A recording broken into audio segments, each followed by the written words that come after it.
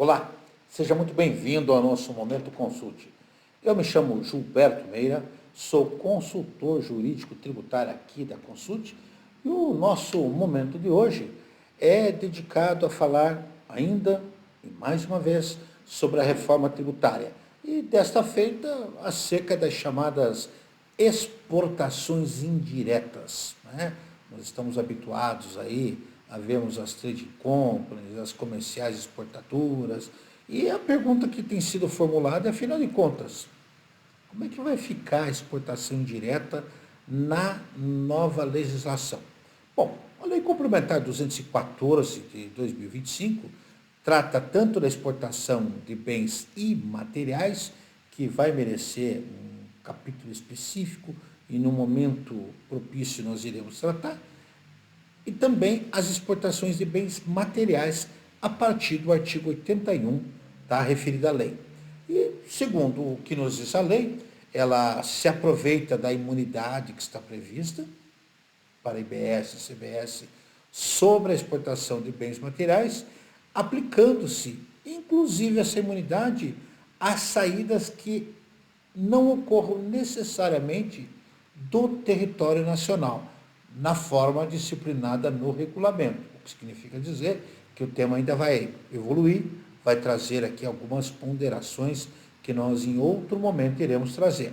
E entre essas operações que estão beneficiadas com a imunidade, nós temos as seguintes situações.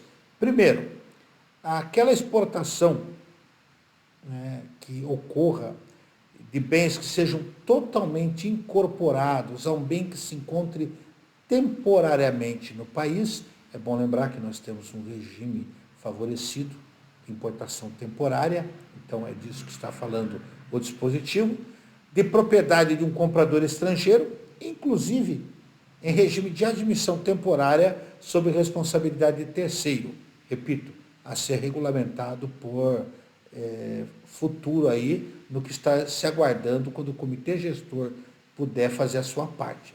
Segunda situação, aquelas situações de bens que são entregues a um órgão da administração direta, seja ela autárquica ou fundacional, da União, dos Estados, do Distrito Federal ou dos municípios, em cumprimento a um contrato que seja decorrente de licitação internacional.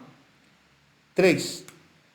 Bens que sejam entregues no país a órgão do Ministério da Defesa para serem incorporados a um produto de interesse da Defesa Nacional em construção ou fabricação no território nacional em decorrência de acordo internacional. A quarta situação, entregue à empresa nacional autorizada a operar no regime de loja franca, que nós vemos hoje nos aeroportos. Mesma coisa que será mantida. Quinta situação, produtos vendidos para empresa sediada no exterior, quando se tratar de aeronave industrializada no país e entregue a fornecedor de serviço de transporte aéreo regular sediado no território nacional, né? Então, quando nós temos uma aeronave que esteja sendo fabricada no Brasil e que vá para o exterior, enquanto ela estiver aqui, mas já contratado para isso, estará fazendo às vezes dessa situação. É bom lembrar que nós temos a Embraer aqui no Brasil e é uma situação típica para atender essa demanda. Sexta situação, bens entregues no país e que venham a ser incorporados à embarcação, plataforma em construção ou conversão, contratada por empresa sediada no exterior ou a seus módulos, com posterior destinação às atividades de exploração, de desenvolvimento, de produção de petróleo, gás natural e outros hidrocarbonetos fluidos previstas na legislação específica. Nós temos aí a exploração de petróleo na nossa plataforma continental e muitas vezes sendo feita por empresas estrangeiras. E a sétima situação, ainda envolvendo petróleo, é aquele caso que trata de produtos destinados a atividades de exploração, desenvolvimento, produção de petróleo, de gás natural, outros hidrocarbonetos fluidos previstas na legislação específica, quando vendidas a empresa sediada no exterior e conforme definidos em legislação específica, ainda que se faça por terceiro sediado no país. O exemplo anterior é uma plataforma, aqui são empresas de petróleo. Daí você me pergunta, Gilberto, eu não ouvi falar da comercial exportadora, porque ela está no artigo 82 da Lei Complementar 214. E diz aqui o seguinte, poderá ser suspenso, note que já não é nem imunidade, é uma suspensão. Quem trabalha com IPI está habituado a verificar que existe uma concessão de suspensão, uma confirmação do evento, para daí a conversão em isenção. Aqui nós temos uma imunidade que originalmente se opera como uma suspensão, para que depois seja convertida em imunidade. Diz o artigo 82, poderá ser suspenso o pagamento de IBS da CBS no fornecimento de bens materiais com fim específico de exportação à empresa comercial exportadora, que atenda aos seguintes requisitos. E é aqui que a diferença começa a acontecer. Assim como nós falamos em momento consulte recente, que o pagamento nas importações só será feito após o desembaraço para quem tiver o OEA, né? O que é o OEA? É um programa da Receita Federal, chamado de Programa do Operador Econômico Autorizado, né? O OEA que fica aí à disposição da Receita Federal, que é como se fosse um certificado para as empresas produzirem. Então, nesse caso, o exportador definitivo, que será a comercial exportadora, a trading company, terá que ter esse certificado, coisa que nós não tínhamos.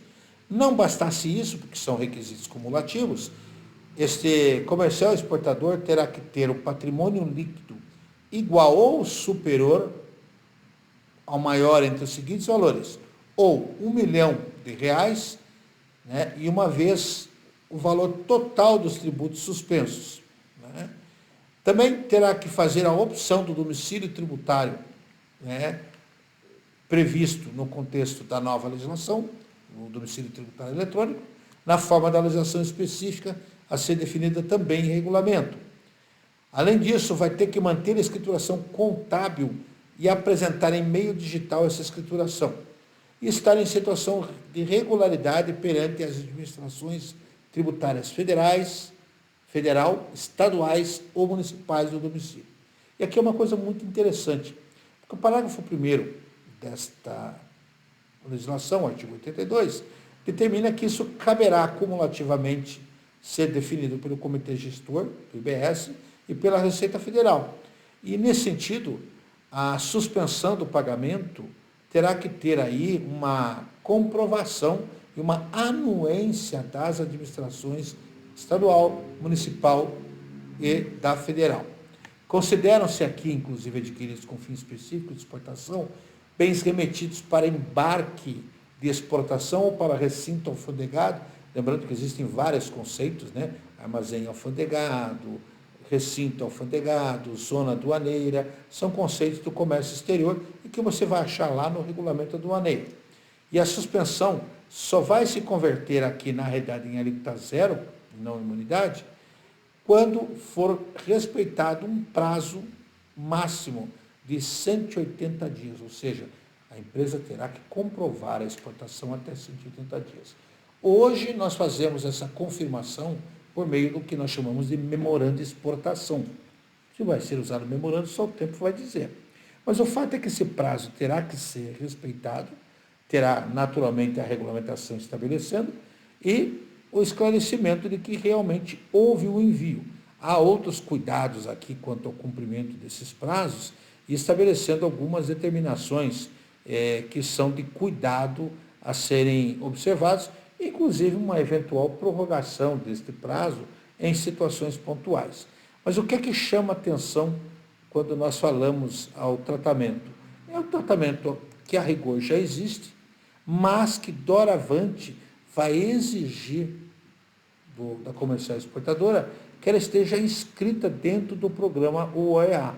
O programa OEA, né, como nós falamos, é o operador econômico autorizado, é como se fosse uma chancela oferecida aí junto à Receita Federal, como parceiros que são confiáveis. E nós temos hoje, no mínimo, 3 modalidades. Ou é a segurança, com base em critérios de segurança aplicados à cadeia logística no fluxo das operações de comércio exterior. OEA conformidade, o primeiro é OEA-S, o segundo OEA conformidade, com base em critérios de cumprimento das obrigações tributárias e aduaneiras, e o OEA pleno, OEA-P, que é um interveniente certificado simultaneamente tanto no OEA-S quanto no OEA-C. De qualquer forma, são informações que terão que ser consideradas. Hoje, a preocupação do OEA, ela está descrita lá na portaria da Receita Federal número 2384/17, né? E também existem aí algumas situações envolvendo implantação do chamado OEA Agro na Instrução Normativa SDA número 45 de 2018. É bom lembrar que este programa é um programa que vem sendo desenvolvido já há algum tempo e que agora passará a ser obrigatório também para as comerciais exportadoras que queiram adquirir com suspensão. Onde é que está a novidade?